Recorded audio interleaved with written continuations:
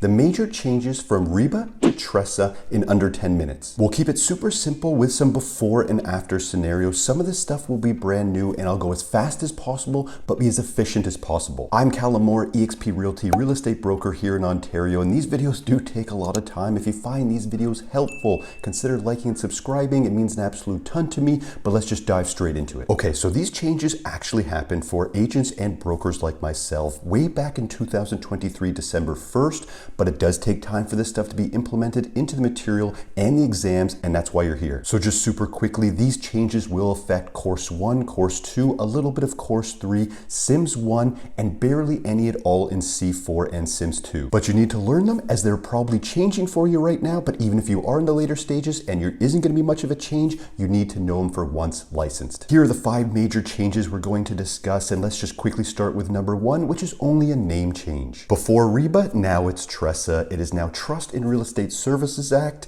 just a name change, and I do like that one better. Second on the list, the new RECO information guide, and you could say this was replacing the ORIA 810 working with a realtor form. However, that form wasn't mandatory, but the RECO information guide is. The RECO Information Guide is a guide published by RECO outlining key information that all consumers should know about working with real estate professionals. Again, similar to a certain extent as the 810 working with a realtor, but different in many ways. The purpose of this guide is to help consumers understand the benefits of being a client of a real estate brokerage, the risks of being a self-represented party, and we'll get to that next, so don't worry, that is also what's changing. The duties brokerages and agents owe to clients, what to look for in an agreement with a brokerage, including remuneration agreements, multiple representation, MR. Multiple representation has changed a little bit for the better, and we'll get into that as well. It is not permitted unless they agree to it. The change in duties owed to clients and the services that will be provided if the client does not agree to multiple representation, and how to bring a concern to the attention of the brokerage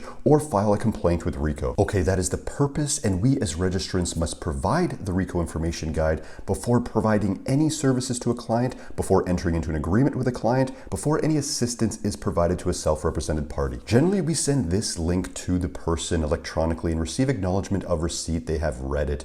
You'd be assuming their understanding of it so you can continue doing business. However, if they ask, you must of course explain the details of the RECO information guide to them. Third on the list, next big one, customer service change, now self-represented party. Before we had clients, customers, and essentially an undefined person. Now we have clients and self-represented parties. There are no more customer or customer service agreements. This is now essentially changed to the self-represented party, and we'll talk about that, but it's not an exact change. It's not like REBBA to TRESA type exact change. There are no services provided to a self-represented party, only assistance, and even that assistance does have its stipulations. You'll have to remember this word now, assistance, as it will be showing up in the material and on the exams as well. I'll give you a bit of a before and after scenario. So before, you could have a customer, they could sign a customer service agreement, and you could essentially help them buy or sell property. You could show them properties, you could facilitate an entire sale, you could essentially provide them a service. Now with a self-represented party, you can only provide them assistance, and even that assistance has to be to benefit your client. For example, showing a property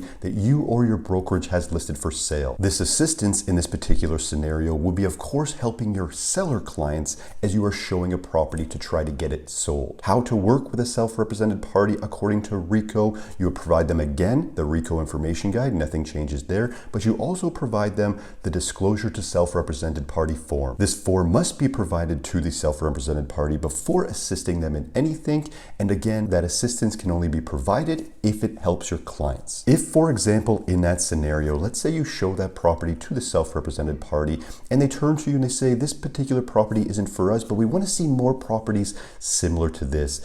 This would now be providing a service, and they would have to become a client of the brokerage to receive that type of service. They would even have to become a client of the brokerage to get any advice from you. If they ask you while they were there at the house, what should we offer for this property? You can only provide them details of the property as well as surrounding properties, comparable properties for them to make a decision. If they would like a service like that, or if they would like seeing more properties, again, send them the RECO information guide, and now you'll also send them a buyer representation agreement. After that business relationship has been established, you can now provide that amazing service that you and your brokerage has for them. Fourth big change on the list, there used to only be brokerage representation, and now we have designated representation as well. Again, not an exact replacement or anything like that, Brokerage representation still exists, but now of course there's designated representation, RECO fields, and we know that most brokerages will do business just one way, and it's a very high percentage designated representation, as it is significantly better. An example of designated representation being better is it can avoid common multiple representation scenarios. If, for example, I was representing my own buyer client and I put an offer in on a property, but also let's say Stacy, who also works at my brokerage, has a buyer of their own and they put in an offer in a multiple offer scenario,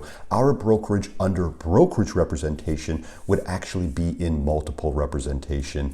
That same scenario under designated representation would not be multiple representation anymore. You can have two salespersons from the same brokerage providing that high level of service in that particular scenario that could come up and does come up often, and they'd both be getting full service and it wouldn't be multiple rep. This was brought about because brokerages are getting bigger, and ideally you don't have the conflict of interest of multiple rep. Just note that in that scenario that each salesperson has been designated their own client, they still must be careful to protect the confidential information of their client. This means confidential information such as the client's motivation to buy or sell, their financial circumstances, must not be shared with anyone else outside the brokerage, of course, but now inside as well. This is a great switch to help avoid multiple rep, but of course multiple representation can still happen. If, for example, I have a listing, I promote my client's listing on social media, one of my previous clients reaches out to me, says, I'd love to see this place, they want to put in an offer.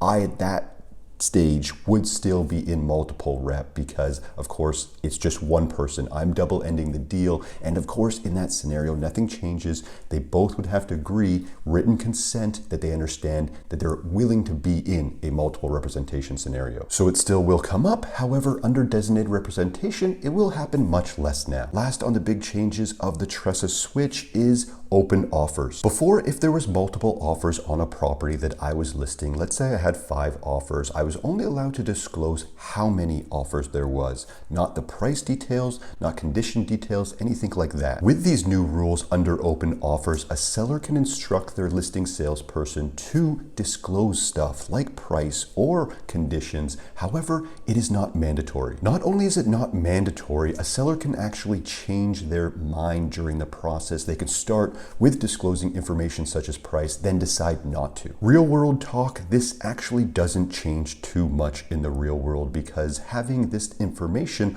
on the list side does give a seller leverage. In most circumstances, it would be a bad strategy to disclose this information. This one, in my opinion, this new change has the most likely chance of changing again, but we'll see how it plays out. So those are the big 5 changes, but let's quickly touch on changes, small changes to OREA forms as well. There will now be a small section on a few forms to indicate who the designated salesperson is if the brokerage is operating under designated representation, but a bigger one is you must provide a list of the services you will provide in the schedules. For instance, if you are working with a seller on a listing agreement, in the schedules now you will indicate the services that you will provide. For example, I will do open houses every Saturday and Sunday. I will provide full video, photos, staging, anything like that. You must put it in the schedules so they know what you're going to do. Same on the buy side as well. In the buyer representation agreement, you would indicate, I will show all properties that fit your needs. I will negotiate on your behalf, etc. like that. We didn't have to include these schedules prior to any changes, so this topic, even just